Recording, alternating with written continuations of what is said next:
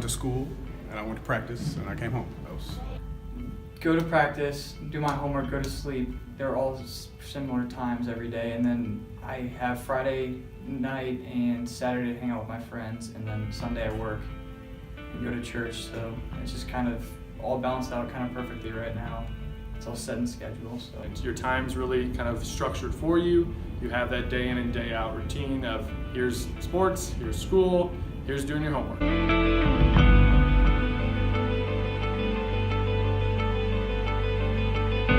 my issue that I had going through school is there wasn't such a big emphasis. Like, that's one reason why I love coaching here. The emphasis on school is so much better.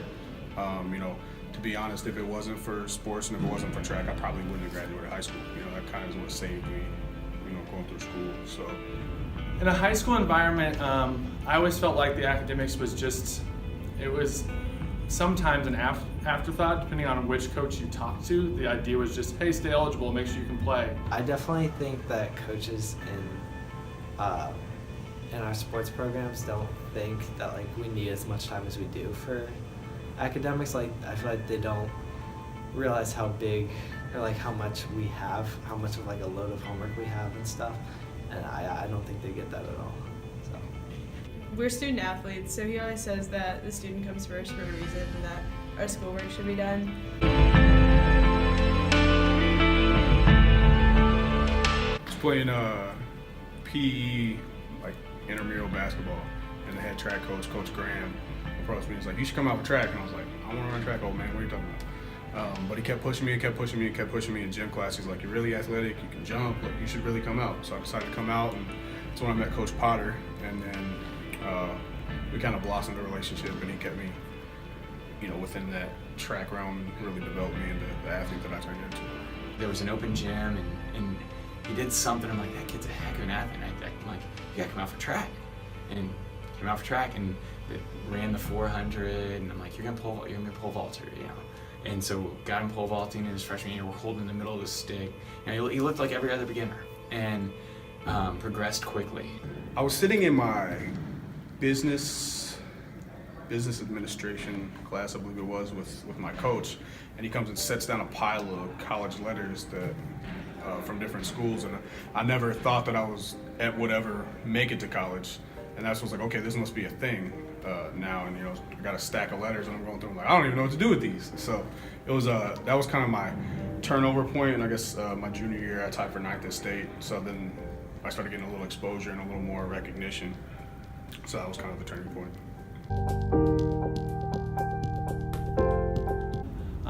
The expectations for my family, I'd say the way it worked out, my dad was really high expectations for sports, and my mom was really high expectations for school.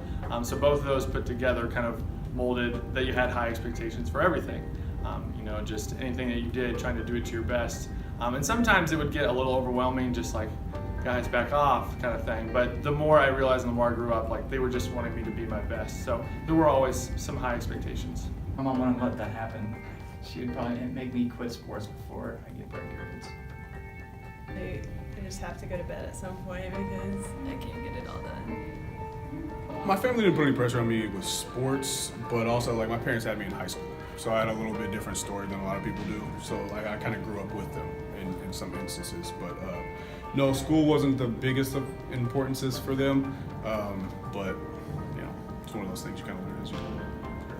There were times where she wouldn't let him come to practice because he had to go home and do work, or he had to stay after, or he had a detention, or he had to make up a test. We knew that going in, and there were times where in the fall when we were worried about grades before, long before, that he would come over to my classroom and get work done there because he needed a quiet environment, or he needed a computer, or he needed something that I had access to in the classroom.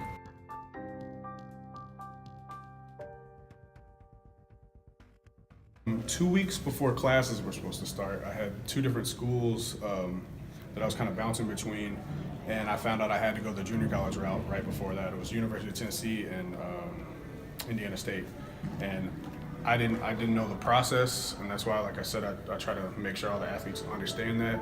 I didn't really understand clearinghouse.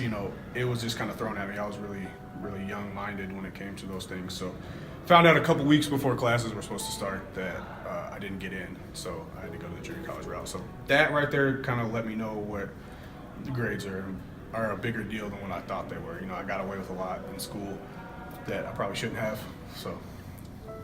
So we went to Indiana State for our visit, and Bill was their recruiter at the time, Bill Deininger, and he had told, I was sitting there in the room when he told Travis, don't worry about it, we got you in, we know it's late enrollment, I'm going to talk to the admissions person, you're going to be enrolled this way, I forget what, it's like Prop 48 or something like that, where he won't be eligible to compete his freshman year, he has to get his grades up.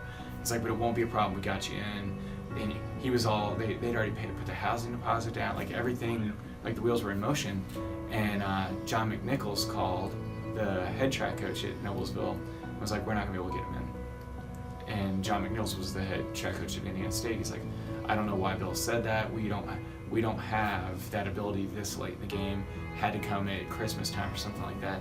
And so, two of the guys that ran for my dad were going to Wren Lake, where Travis ended up. And through summer track and everything, they got to know each other, and we were like, hey, here's an opportunity for you to go to school, go to a good track school, run for good coaches with good athletes, and then 2 years, we'll figure it out from there. And my reaction was, like, I was glad, just something to get so that he didn't, become a high school graduate and not sure what he's going to do with his life. I wasn't a fan of school till I got to college because I didn't really understand the value in it, because I didn't expect that I was going to be going to college. So I didn't really have, it wasn't high on my importance list of things that were driving my life. But when I got to college, I saw the value and I understood what it was for. Here to get a degree, you're here to advance your education so that you can be the profession you want to be. So in the high school environment, maybe I just didn't see it, but it didn't seem as important as when I got into college and they really stressed it. Give me your top 5 schools. I go, and then give me, what do you really want to major in? And then what, outside of track, what do you want? Do you want Greek life? Do you want small school? Do you want big school? Like, if you had your ideal situation, what is it? It's definitely stressful a little bit, because you're not going there just for tennis, you're obviously going there to get an education too. So the reason that I was very lucky, and the fact that my major is going to be sports medicine, and the college that I chose has like a really good sports medicine program, but choosing a college just for tennis was not like what I was doing. Essentially, I was picking the school for my major, and then if tennis was able to be there, then it was good. But yeah, it was a stressful process.